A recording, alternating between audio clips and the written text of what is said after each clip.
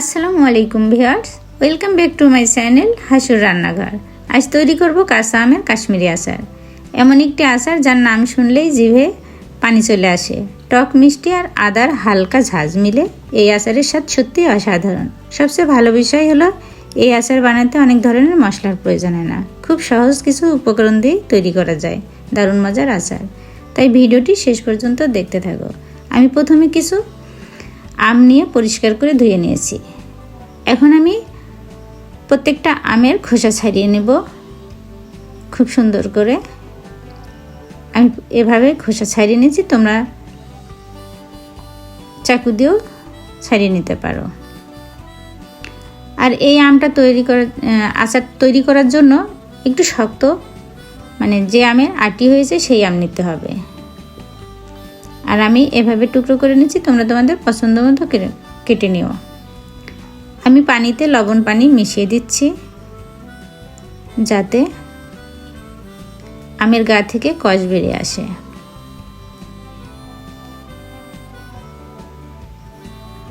অনেকে এই বিষয়টি বাদ দেন, কিন্তু এতে আম আরও পরিষ্কার হয় এবং কাঁচা গন্ধ কিছুটা কমে যায়। 10 মিনিটের মতো ভিজে রেখেছিলাম। এখন আমি ভালোভাবে ধুয়ে একটি ছাঁকনিতে আমগুলো তুলে নিচ্ছি। খেয়াল রাখতে হবে আমের গায়ে যেন পানি না থাকে, তাই রোদে বা বাতাসে শুকিয়ে নিতে হবে। আর আমি আমগুলো রোদে দিয়ে শুকিয়ে নেব। আমি অফ ক্যামেরায় শুকিয়ে নিয়েছি। এখন একটি পাত্রে চিনি দিয়ে দিচ্ছি। আর এই কাশ্মীরি আচারের জন্য একটু চিনি বেশি লাগে। দিয়ে দিলাম পানি। এখন আমি এটাকে চুলায় বসিয়ে দিব। চুলায় বসিয়ে যখন একটু শিরা ফুটে উঠছে, তখন আমি এর মধ্যে আগে থেকে কেটে রাখা স্লাইস করা আদা আর বিচি ফেলে রাখা শুকনো মরিচ টুকরো করে কেটে রেখেছিলাম দিয়ে দিলাম। আদা শুধু স্বাদই বাড়ায় না, আচারেও একটি সুন্দর ঘ্রাণও যোগ করে। এখন আমি আগে থেকে শুকিয়ে রাখা আমগুলো দিয়ে দিচ্ছি শিরার মধ্যে।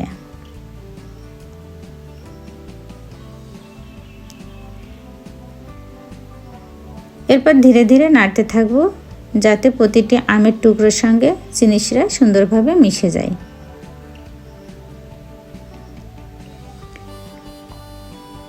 তো এভাবে আমি নাড়তে থাকবো।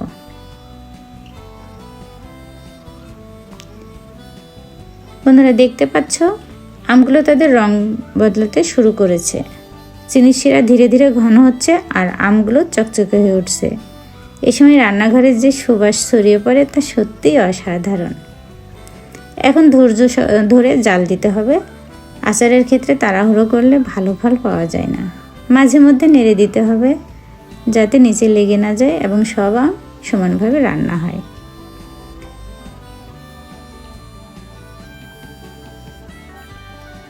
বন্ধুরা দেখতে পাচ্ছ শিরা অনেকটা ঘন হয়ে আসছে।